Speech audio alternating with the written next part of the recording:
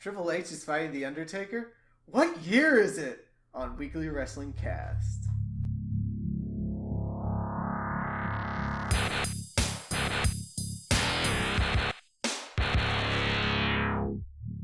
Alright. Yeah. Hi. Hey, we're back. Yeah. Episode 2. I'm Nick the Iceman. And I am Danny Marvelous. And let's just get into it. Alright, so let's start off with our news of the week. First off, The Undertaker is also rumored to fight at Crown Jewel and Survivor Series this year. Which would probably make this one of The Undertaker's busier years in recent memory. Considering he would have 5 matches this year. Which, considering his age, is pretty big. Then there's the big one. Evolution will reunite at SmackDown 1000. Ric Flair, Dave Bautista, Triple H, and Randy Orton back together. I am really excited about this, and I'm happy they're doing it. I almost wish they wouldn't have told anyone. Oh, yeah. Because I feel like it would have gotten so much bigger reaction if, out of nowhere, the 4 of them just walk out. Yeah, exactly. People would go nuts. It'd be ridiculous. It would be so good. Either way, I'm still excited. I am too. It is a little weird that it's happening at SmackDown 1000 because I'm pretty sure Evolution was always on Raw. I'm pretty sure they were never on SmackDown. But it makes sense with Randy It's Orton still a big being event. on, Yeah, and so I'm still excited for it. Then we have Maria Kanellis is now cleared for in-ring action. She got signed in 2017. Re-signed, I mean. She just got injured with a wrist injury, and she's hoping to compete at Evolution. Granted, I don't think that's going to happen, but, you know, it's just a little too late. But it's good that she's coming back. Our last piece is that the Broken Universe is coming to the WWE Network. Now, we don't know in what capacity it's coming, but we know Matt Hardy is directly involved with it. So, we could have new Broken Universe content coming to the WWE. That would be really neat. Exactly. I'm really excited for it. I like all the stuff they did with it. Before it was on Raw, wasn't it TNA? Yeah. Impact, yeah. TNA Impact. Which, the stuff they did there was really cool. It was kind of crazy, but, that's the whole thing about the Broken Universe. Exactly, and I love it, so...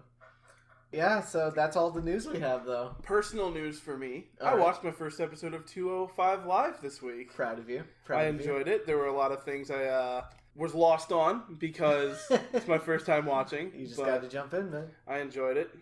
And we'll get to that when we get to 205 in our weekly breakdown. Exactly, but of course we got to start with the quote-unquote flagship title. So Raw opened this week with Dean Ambrose essentially giving a ride or die speech. Yeah, and it was good. It was a really good promo. He went into detail about how, like, I would do this or this, and kind of leaning into it, and people were kind of raising an eyebrow, and then end capped the speech with saying, my actions prove who I'm loyal to. Exactly. And I chose the Shield. And then, of course, Baron Corbin comes out, and he gives him options. He says, you can either fight Roman Reigns for the Universal title, Seth Rollins for the Intercontinental title, or you can fight Braun Strowman. And Dean tries to switch it to this mystery option number 4 to fight Baron Corbin. He's like, no. Which I like, because Baron Corbin has kind of rolled over on people, and when they're like, I want to do this, it's like, okay, we'll set the match up. I like when he does stuff like this, where he's like, yeah, that's not how this works. I'm the general manager. I make the matches. Yeah. But granted, like, so I liked this segment overall. I dislike that Dean Ambrose doesn't take the Universal title shot. Even, like, if they don't pull the trigger on it, every single person in that locker room wants the big title. And you were offered a chance to fight for it. And even if you wanted to prove your loyalty to the Shield, you could have done that. Yeah, exactly. To, like, make everyone question. Yeah. And then obviously throw the match and be like, see, this is where my loyalties lie. Yeah. Or win it and then be like, if you're loyal to the Shield, exactly, you shouldn't have a problem with this. And he could always go like, it's better that your friend take it off you than Braun Strowman or something exactly. like that. Or, so I kind of knew he was going to pick someone other than Roman, though, because with the amount of hype they've put into this triple threat match, he's not going to lose that belt. Exactly, before. And they're not going to take that. But as far as just like the default, every person in that locker room should want that title. So yeah, that's fair. I think it's a little lame that he didn't take it. But I digress on that. And we got the Braun Strowman Dean Ambrose match out of this, which I actually really enjoyed. It was really insane. Good. That neck hold that Braun Strowman has looks horrible. It looks unpleasant. Yeah, thought Braun was gonna rip Dean's head off there for a little bit. It was so good. And then Shield intervenes when Dean looks down on his luck. Yeah. But honestly, like later on, we get the Dean is mad about this. Yeah. That the Shield came in to quote unquote save him because sure he was down, but it wasn't like he was being pinned. Like, he still had bite left in him. Overall, I still like this, though. Yeah, and the match ended. They cut to commercial after that. And when they came back, they had, like you were saying, Seth talks to Dean backstage about how they were just looking out. Roman came out when he had to, didn't want to get hurt. And then Dean kind of doesn't really turn on him, but looks at him and says, if I were more ambitious, I could have your title, Seth. Yeah, I could be the Intercontinental title right now. And then walks out, and Seth kind of has a look about him. Later on, he does the same thing to Roman when Roman tries to justify his actions to him. Yeah, which I think is interesting. It kind of shows the tension, kind of leaning into the inevitable heel turn.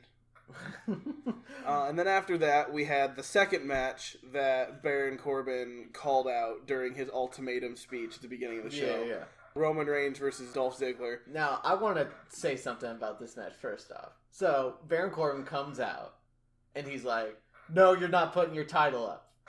Why? He was literally going to make a Universal title match before, like, when he offered it to Dean. So, there shouldn't be any issue with that. And he's teamed up with Dolph Ziggler right now. Well, I feel like it's kind of like a kid throwing a tantrum. I would have done it, but because you yourself said you were going to do it and not me, it's not going to happen now. Fair enough. Because he's trying to show Stephanie that he still has control of the show.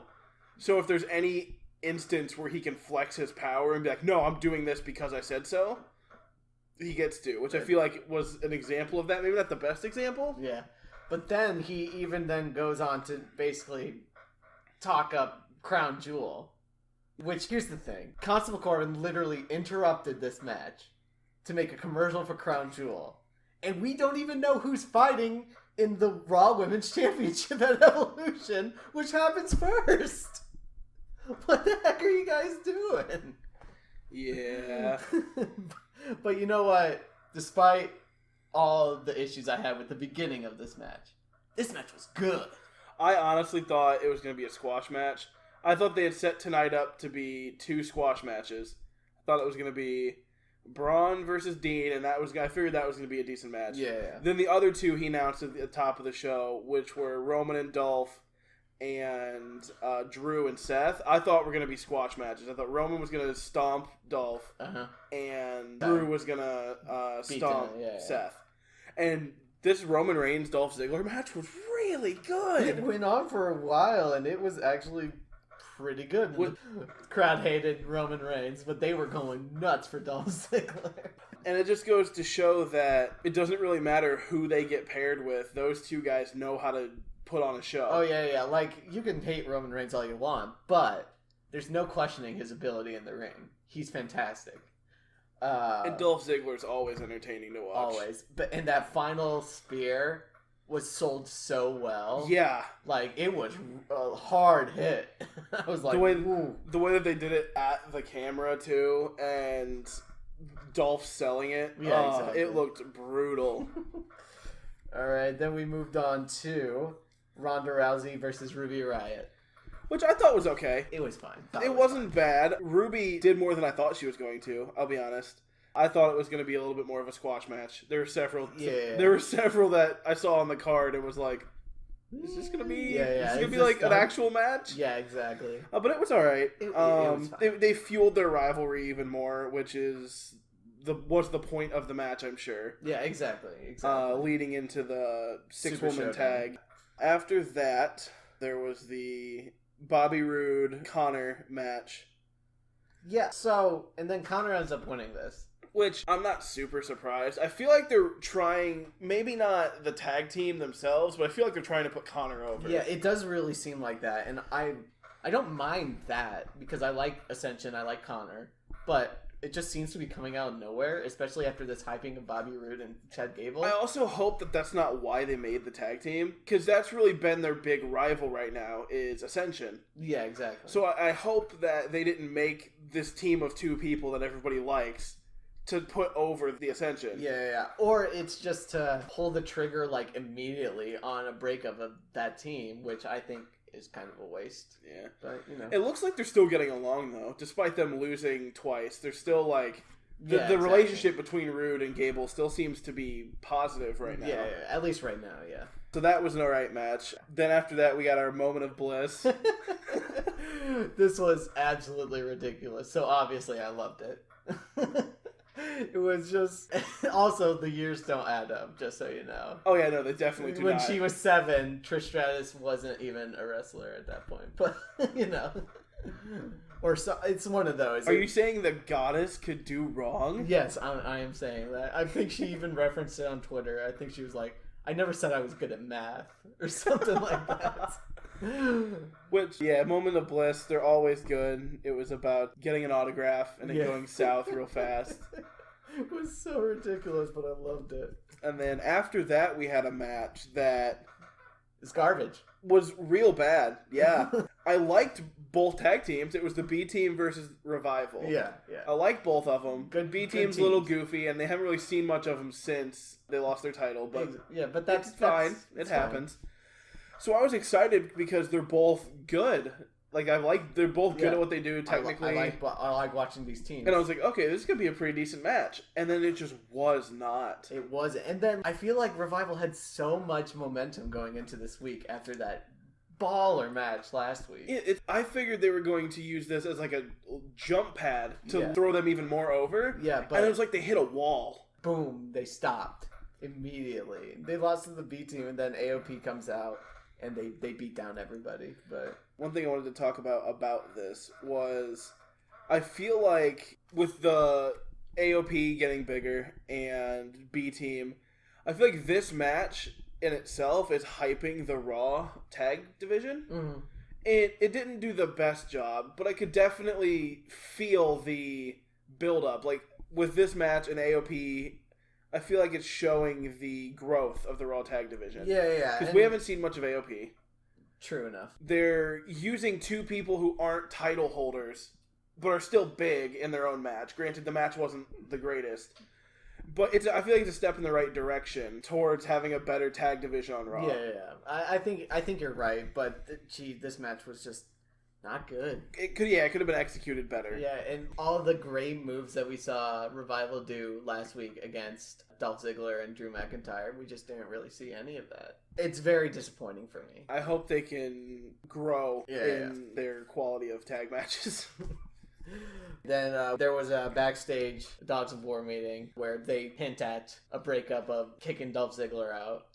Then, of course, that leads into the Seth Rollins-Drew McIntyre fight, which I thought was really good.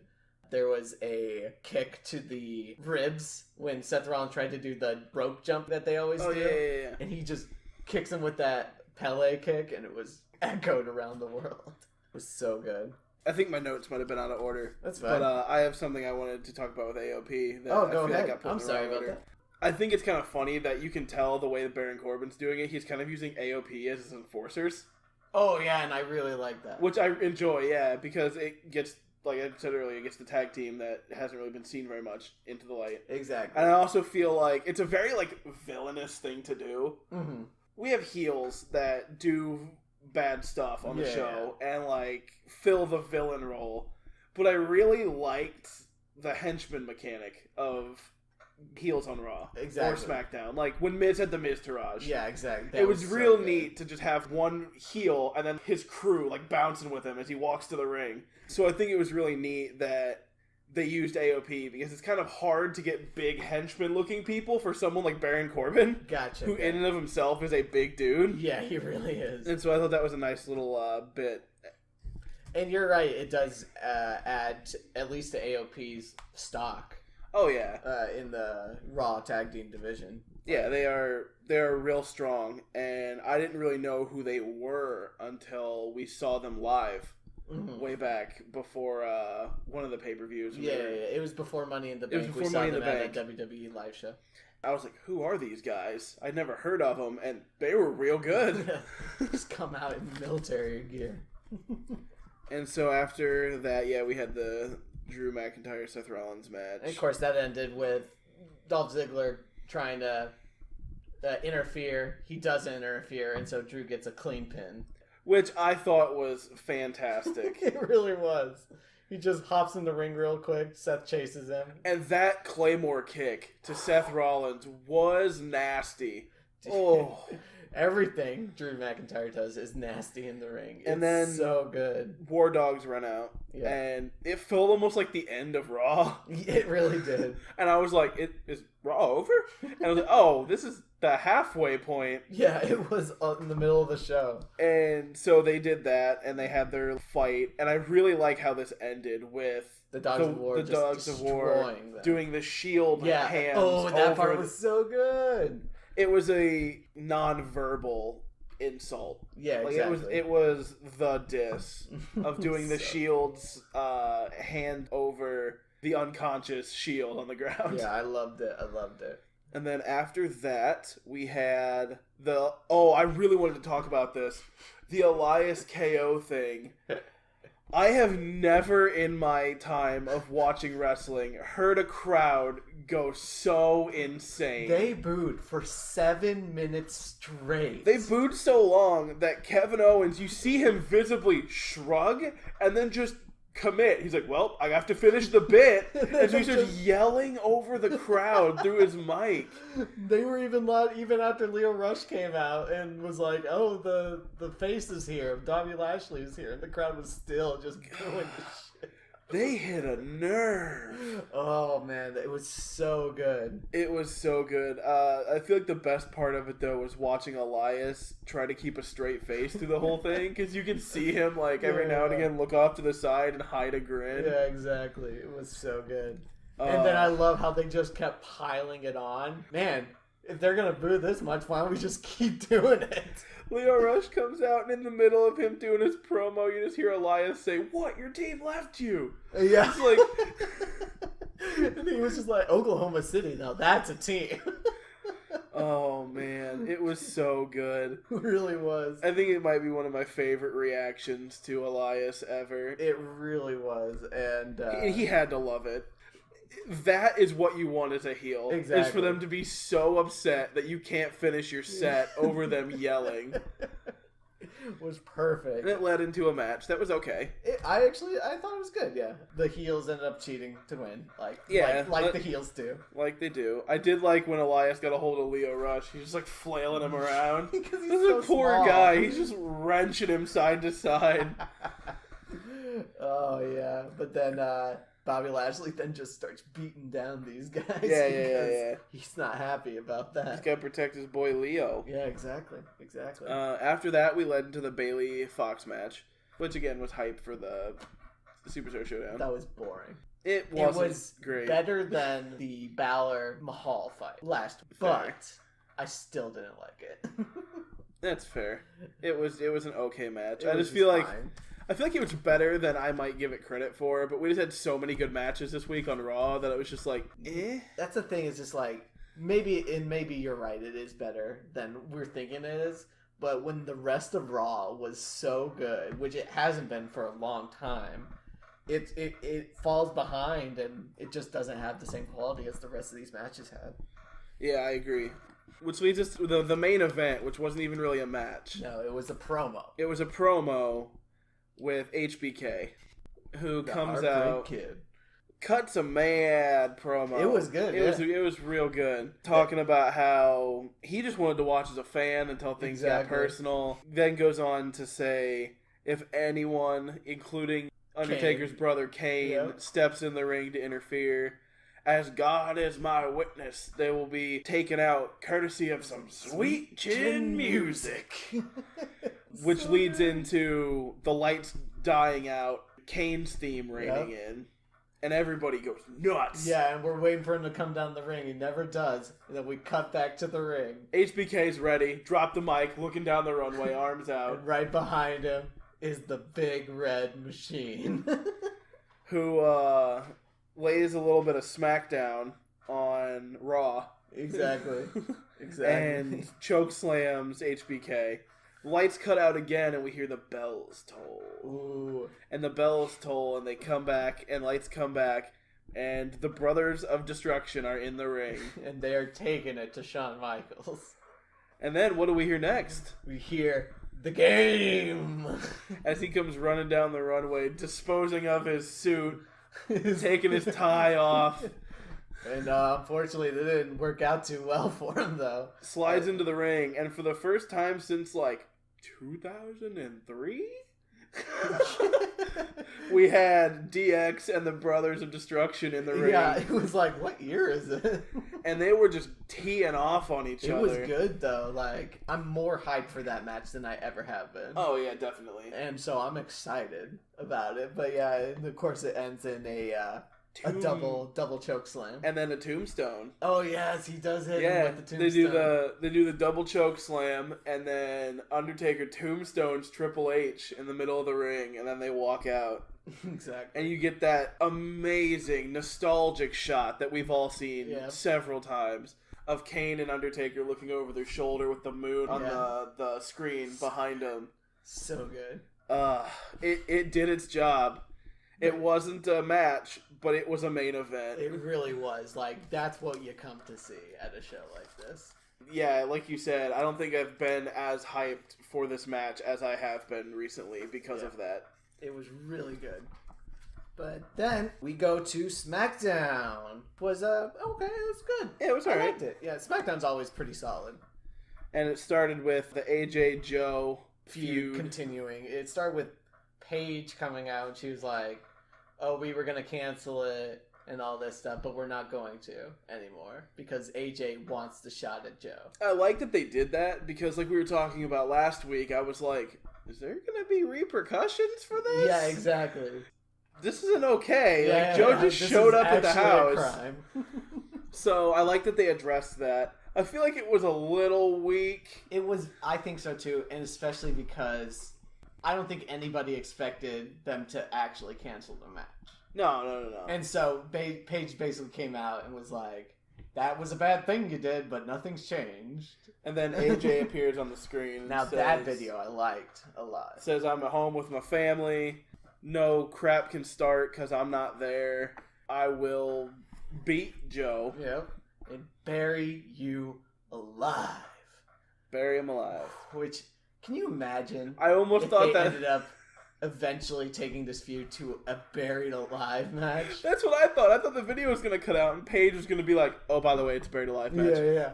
It would be so weird to see a buried alive match without Kane or The Undertaker, but I would be down for that. It would be weird to see a buried alive match in 2018. Yeah, really. The reality era. They had the casket match with Undertaker and Rusev. Yeah. But buried alive matches were Attitude Era. It really was.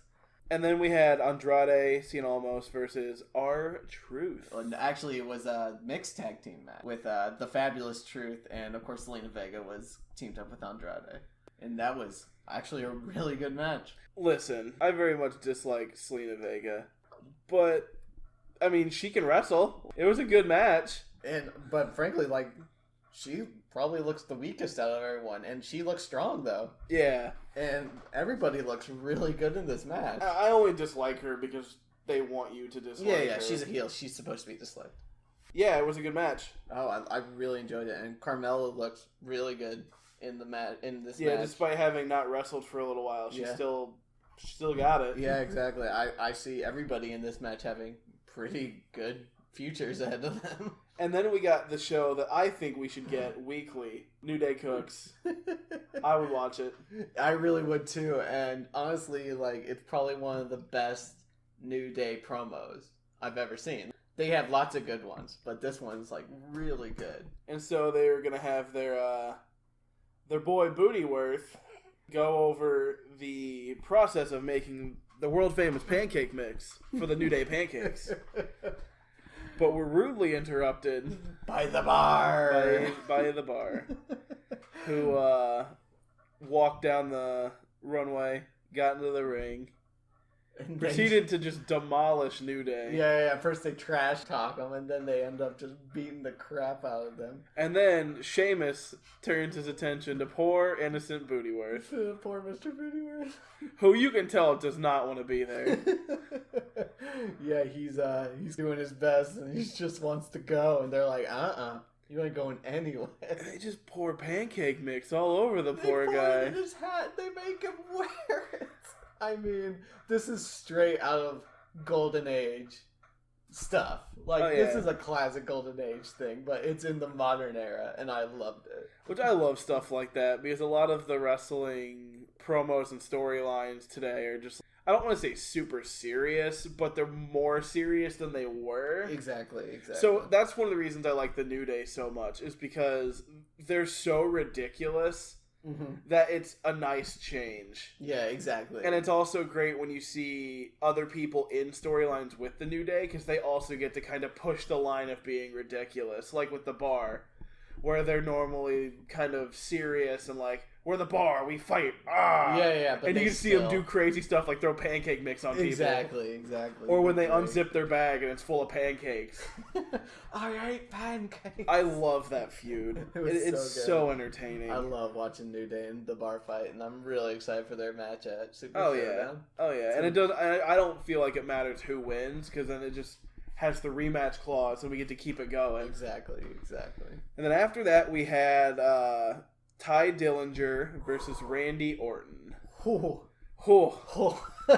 first off, they just start fighting. Oh yeah, there's no bell, there's no match. They just start going at each other. And it actually was pretty good for a little while, but of course it ends in a super gross and disturbing way. He takes off the pad for the belt buckle's connector, and he sticks Ty Dillinger's finger through it. And he starts wrenching.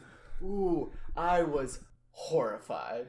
No, it was one of those things where I was like, all right, yeah, that's got to be god awful. Yeah. And then, like, he's done with it, and Ty Dillinger falls over, and, like, he's done after that. And I was just like, part of me was like, okay, yeah, this is where the match ends. That was pretty good. And there was another part of me that was going, okay, he broke your finger. Yeah. I've broken my finger before. Granted, he wrenched it real bad, but I can still do stuff. And, like, he was basically begging Randy Orton to stop at that point, and I'm like, punch him in the face! Your other hand is free! Yeah. But I still really liked this. Like, it was weird and gross, and I've never seen anything like it before, so. I like the new thing they're doing with Randy Orton, where, like, he's almost being annoying. Because, like, the ear thing and the finger thing, yeah, they hurt, and they may, like, cause you discomfort for, like, a week or two. Yeah. But, like, it's not, like, breaking your neck with a DDT. Yeah, exactly. So it's just, like, small things where it's like, this is gonna hurt for a week, and it's gonna make doing regular life difficult. Yeah. And I think it's just like, I have you at my mercy, and I'm just going to hurt you. It's a fun thing that me personally, I haven't really seen before, where somebody's just like, minuscule torture. Like that, it takes joint manipulation to a whole new level. And I'm excited to see what they do next with it. Same. So that was a match. There was no bell, but yeah, it was quote unquote a match. Yeah. And then after that we have the promo. Oh, we did get the promo. Rusev Day promo. I forgot about that. So we Rusev had the Day, one night in Milwaukee. Yeah, one night in Milwaukee. Which I honestly thought was just gonna be like a crapshoot. I didn't think it. I thought Aiden English was gonna come out, be like, "Here's my tape," and it was gonna be some crappily made tape. Maybe it's because I'm used to like Sami Zayn shenanigans. I was just gonna be like, "Please don't do a guy in a dress." And so I thought it was gonna be some like real cringy tape. And then he comes out, talks. He starts kind of stalling a little, which makes me kind of think even more like, "Oh no, this is gonna be bad." Yeah, exactly. And then they cut to the tape, and it wasn't bad. No, it was just them. It was actually just Aiden English and Lana. Yep, and he was trying to come up with ways to insult Milwaukee for his Rusev Day song for that show. And there's a knock at the door. And it's Lana, and she comes in, and he's like, "Oh, let me put it on a shirt." And she says, "No, it's all right. It won't be that long." So then she says, "Aiden, I want you." Pause. That's the important part. The pause is the important part. And that's where it ends. Yeah. That's where they cut away, and Aiden is like all up about himself. See, I told you. Yeah. Which, granted, like, as soon as it paused, I was like, okay, this is clearly him just cutting stuff to make it look like it's bad. And then, like... But then he's like, oh, I'm going to sell the rest to TMZ. He's hyping the release of more of it. Lana at first said, there's more to the tape. Yeah. It's fine. And then Rusev's like, there's more? And I thought it was really funny, his reaction to that. Well, I also like that he's like, we'll talk about it later. Because, like, yeah, if I was in that situation, it's like, I don't want I don't want to air my dirty laundry out live on the air. Yeah, exactly. It made it feel a little more real. Exactly. Then, as much as Lana was standing behind the fact that there was more to the tape, you can tell she was getting nervous. Yeah. Which makes me think it might be as bad as they think it is. And the rest of every commentator, bought into it. They sold this. They were like, oh yeah. They were like, ooh, even the face commentators are like, I'm not sure if he should be talking about this. But yeah, I love this storyline. I also enjoy it. It's so good. And then after that, we get the match that comes out of nowhere. Yeah, the match that comes out of nowhere, which is Shelton Benjamin and Daniel Bryan.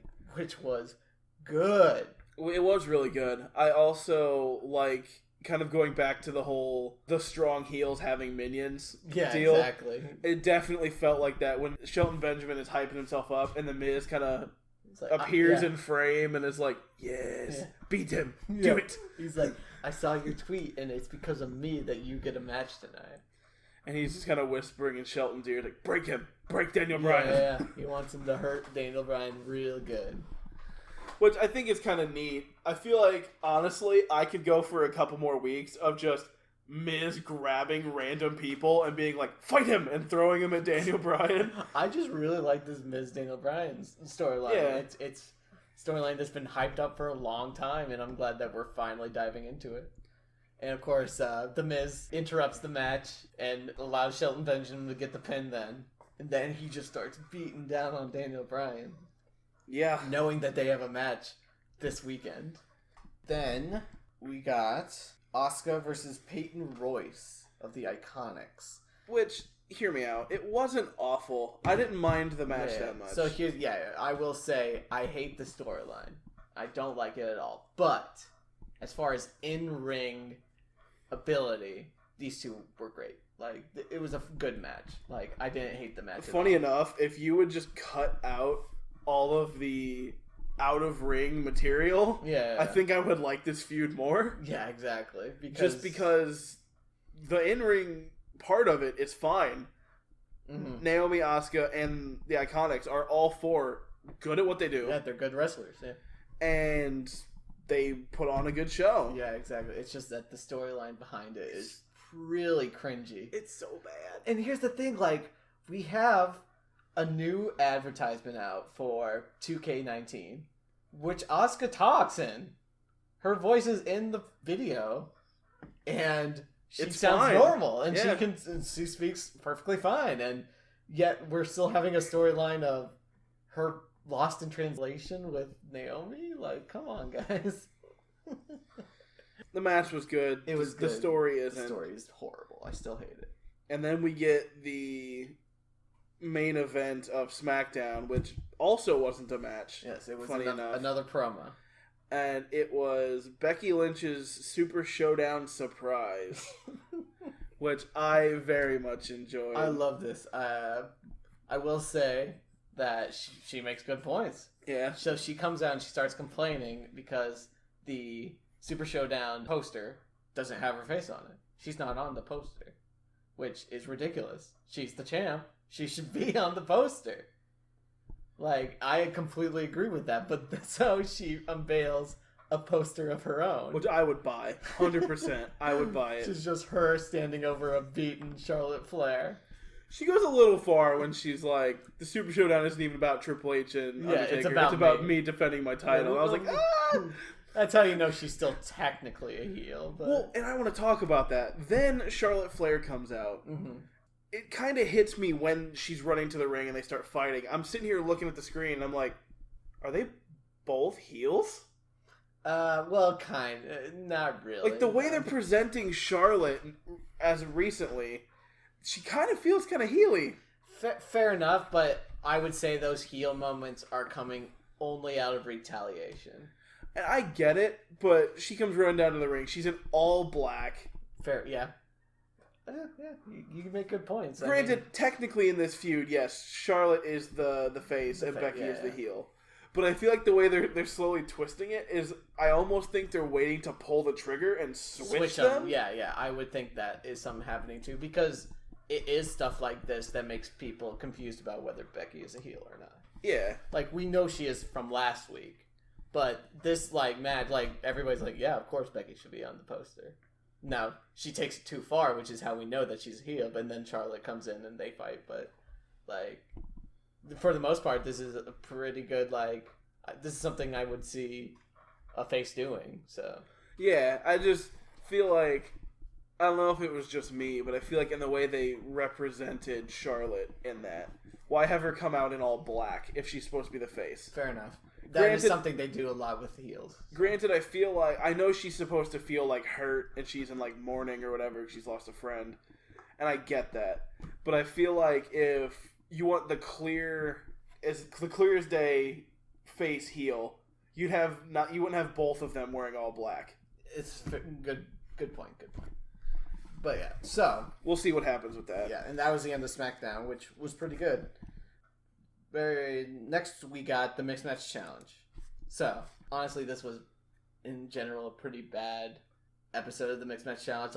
There's been fights that I disliked and fights that I liked in previous episodes, and for the most part I've been pretty high on it, but this episode was pretty bad. We started with B&B versus Mahalisha. So Bayley and Finn Balor were on one side and Mahalisha's on the other, which I was excited about. I like both. I like, especially Team B&B, but everything in this match felt very boring to me. It felt very dragged on. Alicia Fox kept trying to fight Finn Balor. It just fell flat for me. And then we had Rav Singh Rusev Day versus Day One Glow, which I'm like, that's an exciting match.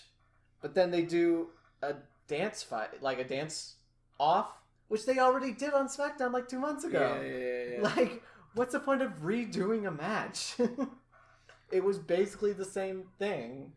And so I feel like they could have expanded on the, not really storyline because it hasn't really been concurrent, but they could have expanded on the feud that they had before and been like, oh, we're actually going to fight now because the dance-off didn't do whatever, but yeah. And instead they just repeated the thing that already happened. Yeah, it was, I was pretty upset about it, but just because this is a low point for the Mixed Match Challenge, because I've been pretty excited about it so far, but this was just not good at all. Yeah, honestly. I've liked what I've seen so far, but yeah. Anyway, those were the only 2 matches on Mixed Match Challenge, so let's move on to the 205 Live. 205 Live, which was my first 205 Live, was awesome. It really was. It's for people who haven't been watching 205 Live. I highly recommend it. It is really good now.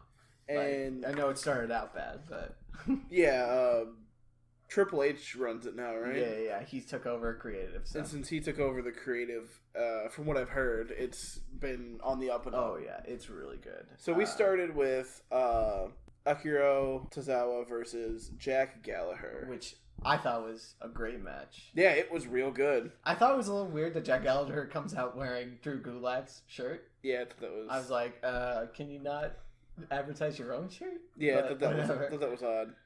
And then, but yeah, this match was actually pretty solid. Yeah, I didn't mind it. Had a lot of good moments. There were a couple submissions that Tozawa tried that were really interesting looking. Oh, yeah. And that right hook that he's got, that delayed hook, is so good. It's nasty. And then after that, we had the PowerPoint presentation. So lame. But is this a reoccurring thing? Yeah. So Drew Gulak keeps coming out with PowerPoint presentation. He loves PowerPoint. And so he just comes out. And it was 8th grade PowerPoint. Yeah, I noticed. It wasn't even that good. But it eventually leads to them turning on their other teammate, Brian Kendrick. Yeah. Which I thought was great, and I like the idea that Brian Kendrick is going to be doing his solo thing now because he's really good. And I think it'll be interesting what he does against the other two. Mm-hmm. They turn on him, and he clearly is ready to fight back. Exactly. So it'll be really interesting to see his feud with the other two. And it is nice, especially if we're going forward with this Buddy Murphy, Cedric Alexander feud. If that's going to keep going and Drew Gulak is officially left out of it, it's good that they have another feud to keep going with because they're really good and they need to be on TV. So the next thing we had was the main event, Kalisto versus TJP. Oh man, so I've known who Kalisto is for a long time because I enjoy the luchadors. Big luchador fan. I'm a big luchador fan of the WWE universe. And I'm new to 205 Live, so I was happy when I started the episode and they were like, the main event has Kalisto in it. Yeah, exactly. And I was like, oh, sweet, Kalisto. And then throughout 205, they were showing more promos and stuff about it, and they did a whole bunch of building. And it is a real good storyline. It really is. There's a lot of heat behind it. It is real good. Especially with TJP ripping off Lince Dorado's mask the previous... 2 weeks ago, yeah. I saw that, and that's one of those things where, because I'm such a huge fan of the luchador, I am surprised that this is a storyline they're doing. Yeah. They've threatened it a lot, and they've also had matches where they're like, if you lose your mask. Stuff like that. There's stuff like that. But ripping off masks is risky. Oh, yeah. Because of how, like, sacred the luchador culture is. Yeah, exactly. If they slip up and show someone's face, they're done. Like, that's it. And we talked about Rey Mysterio coming back. He recently did an interview where he talked about early in his career, he was afraid that the promoters were going to make him lose his mask at certain points. And he's like, that's just such a big part of their character and stuff like that. Oh, yeah. It's a big deal to have that mask removed. Definitely. The luchadors, at a certain point, especially when you've been doing it for as long as Lucha House Party or Rey Mysterio, that mask is like a part of you. Exactly. And it's how you identify. It's you. You are the mask. Exactly. But, gee, this match was so good. Yeah, the match started, and it was insane. I legit thought it was like over like 4 times. I was like, that has to be it. And they kick out, and they still kick out. And then we get to a point where TJP has got Kalisto down and reaches to grab his shoulder and pull and grabs the back of his mask and rips off a part of his mask. Yep, rips off the little tassel on the back. Yeah. And everybody's heart stops for a minute. Then the match continues, and that was about halfway through. And then towards the end, he gets the fingers in and starts pulling on the mask. Yep, and you can see it ripping and tearing. That eye. And out comes running Lince Dorado, who slides into the ring and just helps out. Yeah. He tries to stop, and TJP gets distracted, hits him, which allows Kalisto to get the pin on TJP. But it did not end there. No, Kalisto, kind of at the edge of the ring, catching his breath after the match, gets grabbed from behind and gets his mask ripped off. Yep, completely off. Completely. And he immediately puts his hands over his face. His buddies come out, put a towel over him. Chase off TJP, who's now standing in the crowd. He's hopped the barrier, and he's holding the mask high above his head. I cannot wait to see where this goes. Holy crap, this is a great storyline. And I think it elevates it even more, knowing... I found this out, I think it was over commentary they were talking about it. But I think it elevates the match even more knowing that TJP was also a luchador at one point. Yeah. At one point. So I feel like that helps fuel the feud. Yeah, because it's not just some like hot shot that comes in and is like, oh, you don't need a mask. Like, it's a luchador. He knows what these masks mean. Yeah, but he doesn't care. Exactly. Woo, that's a good match. It's such a good story. That's a good feud. Well, I'm excited to see where this goes. I am also excited. I can't wait for more. But then we go to NXT. Oh, man. So NXT starts with a promo. From Nikki Cross. And we'll take a look at what I got on my notes there. Crazy woman. How about you take a look at my notes? What the fuck? I mean, that's fair. I'm still relatively new to NXT. I've been watching it since Hell in a Cell. So I don't have all the names down yet. So yeah, I wasn't sure who she was. I couldn't remember what her name was at first, so I just wrote down Crazy Woman because she was just rambling. I know. Ended the promo with her, at this point, iconic phrase, just rambling, I know, over and over again. Because it's so tied to the Aleister Black investigation, so. And then the first match we get is nice because I haven't seen a whole lot of the women's division on NXT. Mm-hmm. So our first match was Candice LeRae versus Lacey Evans. And this match started off pretty slow. And I was like, okay. But then it really amps up halfway through, and I was like, okay, this is a match now. And Lacey Evans towers over Candice LeRae. She is a tall woman. Candice is small. Either way. It's probably a combination of both, honestly. I got a very Alexa Bliss, Charlotte Flair comparison. Oh, yeah, exactly. One of the moments I noted down because I just thought it was impressive, and it wasn't super strong of a move, but it was very visually entertaining. Mm-hmm. At one point, Lacey has Candice pinned using her legs, and she's doing push-ups while she's got her pinned. And I like stuff like that. It may not be the most technically sound move, but it's entertaining. And as someone who's kind of heely, it's kind of like an insult to injury. Yeah, exactly. And her right hand, though. Oh, yeah. At the end of the match. What was it called? Woman's Right. The Woman's Right. That is nasty. Ooh, you just hear that clap, and it's just echoes. And Candice LeRae goes limp, falls down. 1, 2, 3. I also learned this match that Candice LeRae is Johnny Gargano's wife. Yeah. I didn't know that. Yep. So that was a nice little information drop for someone who was relatively new. Brand new, exactly. And then after that, we had the Forgotten Sons. There was a Tommaso Ciampa promo there before was a Tommaso Ciampa promo. Damn, that promo was good. I mean, he does good promos. He kills it. He's real good. But yeah, then we got the Forgotten Sons, and it was a squash match, let's be honest. Versus 3 people who I've never heard of. Yeah, they didn't even give their Twitter handles. It's clearly just a squash match. Which is fine. I think the Forgotten Sons are alright. Yeah, they're just hyping these guys, and the match was okay. It's as good as a squash match could be. You know what I mean? And then we got to what wasn't the main event, but I feel like maybe should have been. Yeah, this match was good. Johnny Gargano versus Tony Nese of 205 Live. Yeah, now I hate Tony Nese's opening. It's lame. It's so stupid. He comes out and basically is starts talking to the crowd, but he has no mic, he has no anything. So it's just this guy who's basically muted is saying stuff and then starts pointing at his abs. I get that there are thousands of wrestlers at this point. Yeah. And so certain people need gimmicks because gimmicks help you stand out. Yeah, exactly. Gimmick isn't necessarily a bad word in wrestling. It's something that makes you different and you're like, oh, hey, remember the guy who does that one thing? Yeah, exactly. But this is kind of a weak gimmick. Yeah, and it's just about, I have 8 abs. I got 8 reasons, and then points at his abs. Yeah, it's just really? But I just think his opening is pretty lame. And this was the first time I've seen Johnny Gargano fight. Oh, really? Yes, besides the Gargano Ciampa matches. Oh, okay. Which were big matches. They were the main events of the pay-per-view. This is one of the first, I don't want to call it small matches, but one of the not pay-per-view matches. Gotcha. Man, it was real good. It really was. And I gotta say, I'm usually not a big fan of Tony Nese in the ring either. I don't think he's very good, in my opinion, but he looked good tonight.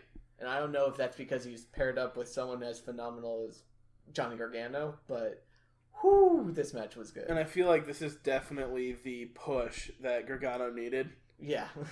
Coming off of the a Johnny couple failure. Pretty bad losses. Yeah, the whole Johnny failure thing.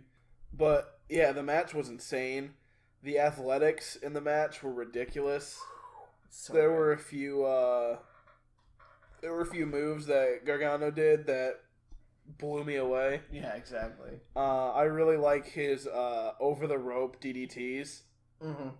They're just so clean. Oh yeah. I think he did one and attempted a second one and it got interrupted. Yeah. And then towards the end, the slingshot spear through the ropes was so ridiculous. It was so good.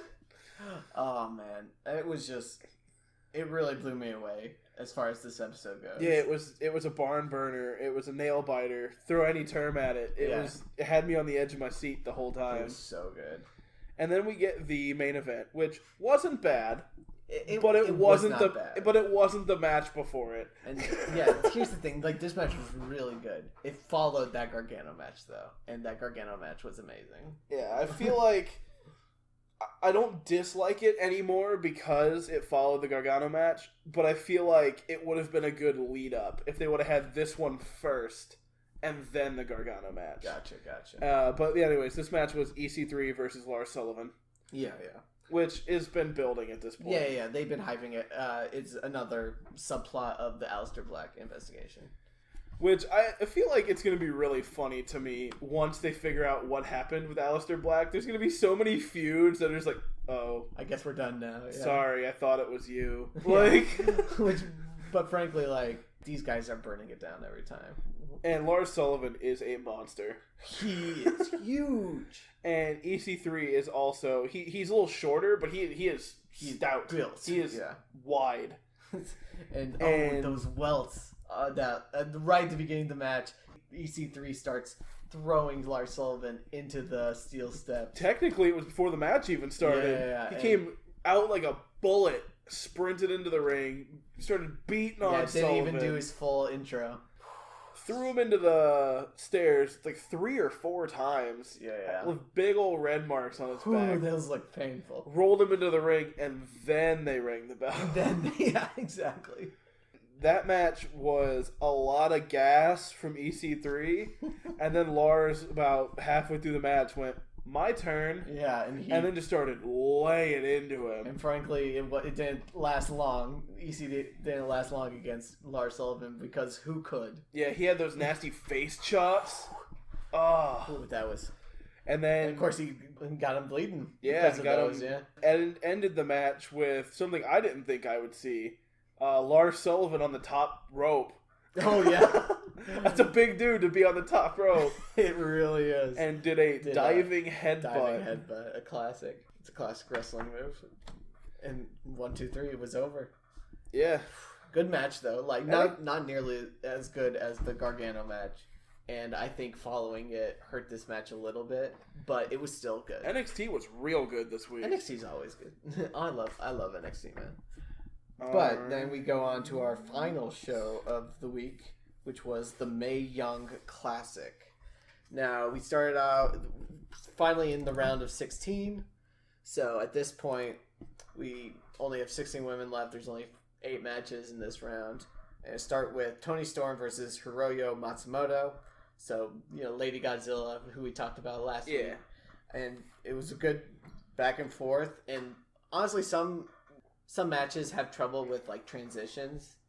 They do a move and then they have to do a hold for a little while to set up the next move, or they do a hold to do it. This one, it was seamless. Every transition, like one move led into the next move, which led into another move, which led into another move. It was really good.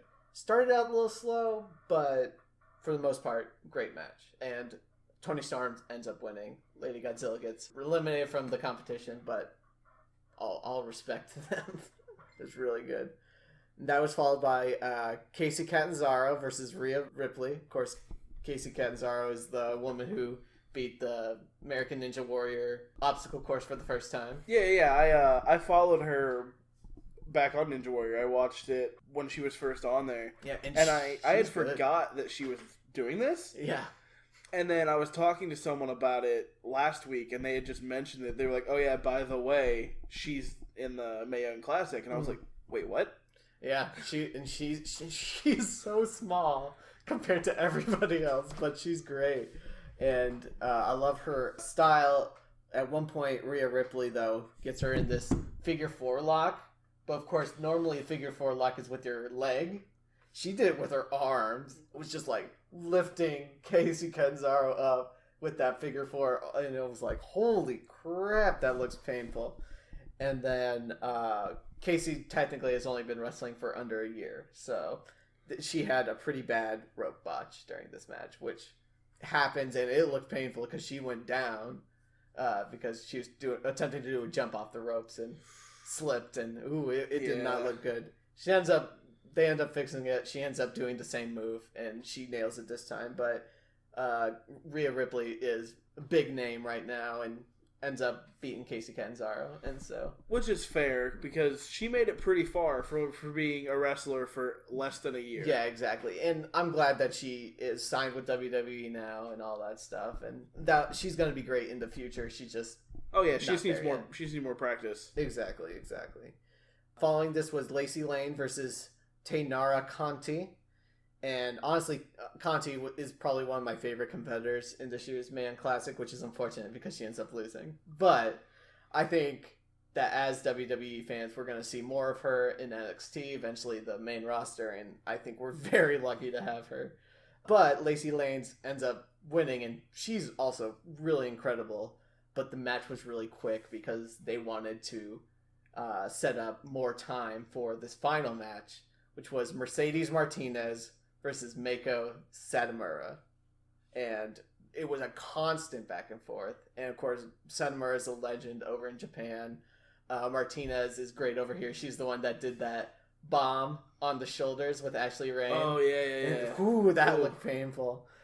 I wasn't surprised that Meiko ends up winning this match. But it was really good. Lots of back and forth. It was like a 18-minute match too. They gave them a lot of time to just go at each other. But yeah, it was really good. And that's all the shows for the week. So we're gonna move on to our regular questions of the week, and then we're gonna go into our preview for Super Showdown. Yeah, our pre-pay-per-view. Yeah. So first up, match of the week. What do you think was our match of the week this week?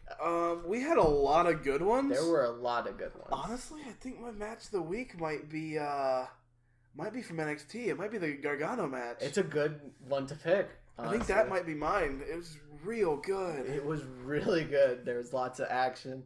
Mine was the Roman Reigns Dolph Ziggler fight. That one was close too. I almost picked that one. It was good. Again, it's one of those situations where, like him or hate him, Roman Reigns is great in the ring. Dolph Ziggler always kills it. And selling that spear at the end was phenomenal, to say the least. And now we move on. Pick your best and worst superstar of the week. Now, I'll go first with my best. I picked Dean Ambrose. Now, Dean Ambrose was focused on a lot this episode. And sure, Shield ends up getting beat down later, but a lot of the storylines for Raw this week ended up being centered around Dean. Is he going to turn? I could be the Intercontinental Champion. I could be the Universal Champion right now. I think he had a great week, and they're going to push him. So, how about you? Who do you think had the best week? Who had the best week? I'm inclined to agree with Dean Ambrose. I don't know. Yeah, I think I'd probably have to go with Dean Ambrose. Fair enough. He had a really good week. And how about a worst? Who do you think had the worst? I don't know. I'll tell you my pick. I picked the Revival, which is awkward because we picked one of them for our best last week. I would have said Revival or B Team. Because one of the people in that match, for sure. See, here's the thing. At least the B Team won. Yeah, Revival didn't even win. So I have to pick the Revival. It's just such a shame because they really impressed us last week, and this week we're giving them the worst prize. They were in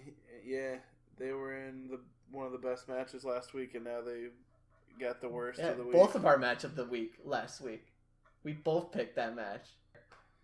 All right, so now we go into our question of the week, which I think is a good one this week. So we've already had some talk about the Royal Rumble coming up next year at the beginning of the year. So I want you to pitch a Royal Rumble winner for 2019. And I will start off with my pick, John Cena. Oh. Now let me preface this. I think this year they're going to have John Cena break Ric Flair's record of how many world championships. And I think the best time to do that is at WrestleMania. Now, John hasn't really been involved in any storylines recently because he's been doing his own things. He's got movies and stuff like that going out. But the Royal Rumble is a perfect opportunity to immediately place him in title contention and possibly break that record. How about you? I think it would be interesting. I think it would be really interesting if Dean Ambrose won the Royal Rumble. Ooh. Going into the whole Dean Ambrose heel turn, him kind of, splitting off on his own. It might happen this weekend, we don't know. But regardless, if they're going to do it, I feel like they're going to do it before the end of the year. All right. So I feel like going into January, Dean Ambrose is on his own. He's left, he's broken off from the Shield. Fair enough. What better way to put him over than to have him win the Royal Rumble and challenge Roman Reigns for a title if he still has the title? Ooh, that's fiery. Yeah. I like that. I like that a lot.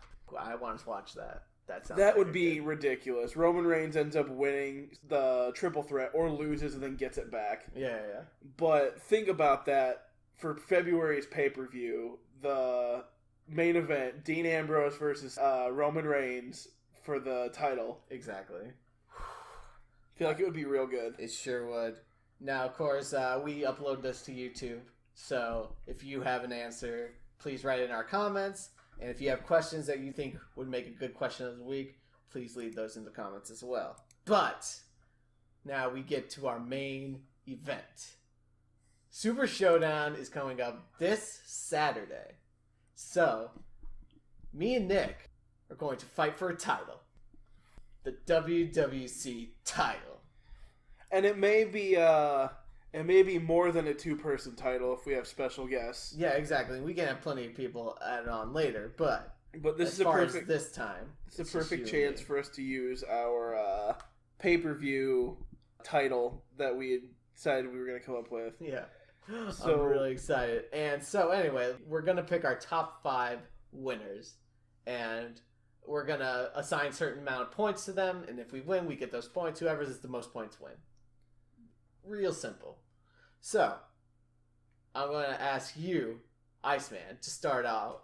Who is your 5-point pick? Who are you most sure is going to win this Saturday? I think that the Iconics are going to beat Naomi and Asuka. Oh, really? Because it's Australia. Fair enough. And I get that they're heels, but it's Australia.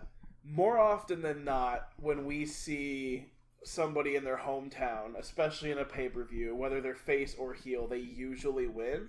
I think actually mostly hometown heroes tend to lose, but I think a big pay-per-view like this is a situation, especially in Australia, is a good opportunity for them to give it to the hometown hero. Yeah, so that's what I went with my... Now, I didn't pick one of those, that match for one of my choices, but I would have picked Naomi and Asuka, personally. But, I hope you... Actually, I don't hope you win. I hope you are wrong. Anyway, my 5-point pick is the Bella Twins and Ronda Rousey. They will defeat the Riot Squad. I was thinking about picking that one too. I think it's probably in my opinion, the easiest match to pick. Because, don't get me wrong, I like the Riot Squad. But they are pushing Ronda Rousey right now. I kind of feel like it's just going to be a glorified squash match. I think it's going to be kind of like that as well. But anyway. So, give me your 4-point match. My 4-point match is I picked Bobby Lashley and John Cena to beat Kevin Owens and Elias. Alright. Because they've been hyping up this feud for a while. And I feel like it's kind of going back and forth. So, there's no clear cut. Right, if you just look at Bobby Lashley and then Kevin Owens and Elias, there's no clear cut which side's going to win. But then you throw John Cena into it. This is his first big event back. Yeah. I don't think they're going to make him lose. No, I think they're going to hype him. But I feel like they're going to try to put him over, so they're not going to have him just come back for a pay-per-view and then get stomped. All right, fair enough. Great minds think alike there, Iceman, because my 4-point pick is Bobby Lashley and John Cena. You don't say. Yep, it's right there. So I think the exact same thing. Don't get me wrong, I like Kevin Owens and Elias, but I can't see them bringing John Cena back after months and not having him win. All right, so my number 3 pick, my 3-point pick is Charlotte Flair and Becky Lynch. I feel like Becky Lynch is going to win. That's fair. That's a fair choice. I feel like she's going to win because they've been hyping up so much about how this is her first title defense, and they just did this whole thing with, Becky and Charlotte. This is their first pay-per-view as the champ. Yeah. I don't think they're going to take the title from her. She's just such a new champ that I can't see. I would agree with you. I would think Becky Lynch is going to take this. Granted, match. a lot of these things, for me personally, I'm never 100%. Fair enough. Because you honestly never know. Because we were all sure Roman Reigns was going to beat Brock Lesnar at WrestleMania, and then we all saw how that ended up. Yeah, so can't be 100%, but I definitely see the odds in Becky Lynch's favor. Yeah. All right, well, my 3-point pick is AJ Styles! Oh, yeah. I can't see them taking the title off him. I think they want a real long feud, maybe even continue this thing with Samoa Joe, but I think they want that title on AJ Styles. I didn't pick that one because I'm not sure what they're going to do. Fair enough. I tend to agree with you that they want to keep the title on AJ, but I also feel like if Joe wins, they could do the rematch clause and keep this whole thing going. Which is another good option as far as I'm concerned. I don't know. We'll have to wait and see. All right, give me your 2-point pick. My 2-point pick is Daniel Bryan versus The Miz. I feel like Daniel Bryan's going to get this one. Oh, you think so? Because they've been given so much to The Miz lately. I feel like most of the matches that they've had have, even if Daniel Bryan did win the match, I feel like it favored The Miz more, if that makes sense. All right. I also feel like with them hyping the fact that The Miz is like, Daniel Bryan will never cheat, I'm waiting to see this being the breaking point. Oh, you think he's gonna cheat? I'm waiting to see, like, not necessarily like brass knuckles or anything ridiculous like that, but I could see like maybe like a finger in the eye, or like using the back of the trousers or the rope to like hold him. Oh, something kind of like minor. Yeah. But like I think that would be the biggest blowout for The Miz, because it would shatter what The Miz knows about Daniel Bryan. Fair enough. And also could lead into Daniel Bryan kind of like re-challenging The Miz, being like, I beat you, but I didn't do it fair. I want to beat you fair and square. All right. Fair enough. My 2-point pick is the SmackDown Women's Champion, Becky Lynch. Oh, yeah? I think the same thing of you. I think it's way too soon to take that title off of her, so I think she's a solid choice, but I put her pretty low because I wasn't super sure. But I'll move on to my 1-point pick, and it's actually the opposite of what you just picked. Oh, really? I picked The Miz to win at Super Showdown to get a shot at the WWE Championship. And I think he's going to... Of course, it's The Miz. If he's going to win, probably going to cheat to do it. And I think they want to build this feud to WrestleMania. I think they want Daniel Bryan versus The Miz for a title at WrestleMania. And I think it makes more sense to have The Miz with the title on there. Yeah, I see that. All right, give me your 1-point pick. So my 1-point pick kind of ties into the Hail Mary pick. Okay. Which we're doing a thing where we have our 5 points, but we also have a Hail Mary, which is worth 7 points. 7 points, yeah. And it's the out of nowhere moment. Yeah, it doesn't have to be a match. It could be anything that happens over the pay-per-view. And so my number 1 pick, or my 1-point pick and my Hail Mary go together. My 1-point pick is the Shield versus the Dogs of War. I feel like it could really go either way, which is why I put it at my 1 point. Fair enough. I feel like they might give it to the Dogs of War, and they're going to win because of the Hail Mary I picked, which was the Dean Ambrose heel turn. You think they pulled the trigger on Dean Ambrose this pay-per-view? I feel like this would be a good opportunity for them to do it because I feel like they keep pushing him closer and closer to the edge, and now he's just kind of teetering on the edge. And I know they're not gonna. Oh, I knew because we watched the shows this week. I knew they weren't gonna pull the trigger before the pay-per-view. Fair enough. So it wouldn't surprise me if they do it at the pay-per-view because the Shield is such a big deal that if you're going to break it up... It should be on pay-per-view. It should be on a pay-per-view and not on a weekly show. Fair enough. And so I feel like it's going to be one of the classic things, where Seth Rollins or Roman Reigns, one of the two of them is lunging for a tag and then Dean Ambrose just steps back. Fair enough. All right. My Hail Mary, then. I specifically didn't pick a winner for this match because of my Hail Mary. Shawn Michaels causes a DQ in Triple H versus The Undertaker. Oh? I think he hits Undertaker with that sweet chin music. Ref throws out the match. Hypes a Brothers of Destruction versus DX for Crown Jewel. Oh, that would be pretty good. So that's my Hail Mary. Is specifically Shawn Michaels getting the DQ on somebody, probably The Undertaker. All right, and those are our picks, but I think there's a couple we left out. So, are there anything else about the pay-per-view you want to talk about? Yeah. So, give me Cedric Alexander versus Buddy Murphy, the Cruiserweight Championship title. Do you have a pick for this? I don't know a whole lot about Buddy Murphy. But I've seen Cedric Alexander several times, and I really like him.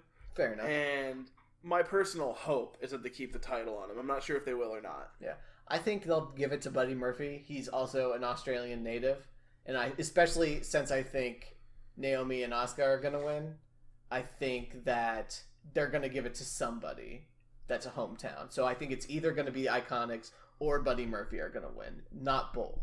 That's fair. So I think it's going to be one of those two. But Cedric Alexander has been a great champion, and if he keeps the title, I'd love to see that. Another match we got that neither of us covered was New Day versus The Bar. New Day? The Bar. I really like both of them, and I specifically didn't pick this for one of my points because it could go either way. It really could. They could keep the title on the New Day because they just got it back. But technically, they don't have to keep it on them because I feel like the main reason they got the titles was to get into the 5 Club. Yeah, and because Bludgeon Brothers got an injury. Yeah. So I could see the New Day keeping it because they just got it, but I could also see the Bar taking it back and then starting, kind of like reigniting that whole feud because it's kind of died out a little bit. Gotcha. They were big when they first came over with the Superstar Shakeup, and it was a nice strong feud, and then kind of died out a little when the Bludgeon Brothers showed up. Yeah. And now that it's getting picked back up. Gotcha. And then the only thing that is left is Undertaker Triple H, which of course I've already said that I think it'll end in a DQ. But do you have a pick? I don't know. It's a tough one to pick. I think that's why you and I didn't include it in either of our top 5 It's such a tough pick because, granted, they have a whole bunch of history, and we could go back and analyze the whole storyline before the last time, or before the end of an era match. But there really hasn't been much of a build-up besides random superstars talking crap. Yeah, we were told about it, and then they started hyping it. But so, there's not really a scale to see which direction it's tipping. You can't really line up past matches or anything because I haven't had any. So personally, I think it would be interesting if, like what you said happened, there was a DQ or there was some kind of issue and then they had to do a tag team match because, let me tell you, going back to how Raw ended, seeing the 4 of them in the ring together, A, confirms they all 4 still got it. Oh, yeah. B, has gotten me hyped for a tag team match more than it does a 1v1. I'll be honest. Fair enough. So I feel like that would be awesome if there was some kind of DQ, or if maybe Undertaker wins and Triple H is like, I know I said the last time ever, but no, this is really the last time ever. Yeah. And pulls the whole, I'm in charge, I can do what I want. Gotcha. I wouldn't be surprised if that happens either. Personally, I think I want the Undertaker to win. I love the Undertaker. I like both, and DX is one of my favorite tag teams ever. It's a good one. But it's the Undertaker, man. It is the Undertaker. It's hard to pick against him. But yeah, so I think that's all. And so next episode we will have a champion. And we also have a little contingency plan on the event of a tie. Yes. We take it to the mat, and we battle it out on WWE 2K 19. It'll be at the time. We probably do it on 19. Yeah, so it'll be out by then. Yeah, it comes out by then. But yeah, that'll be our tiebreakers. We go to the good old mat. Take it to the mat. I'm looking forward to it. All right. But yeah, that's been this week's episode. If there's any questions or comments you guys want to make and suggest questions, you can. Yeah. Danny Marvelous. I'm Nick the Iceman, and we'll see you guys next time. Woo!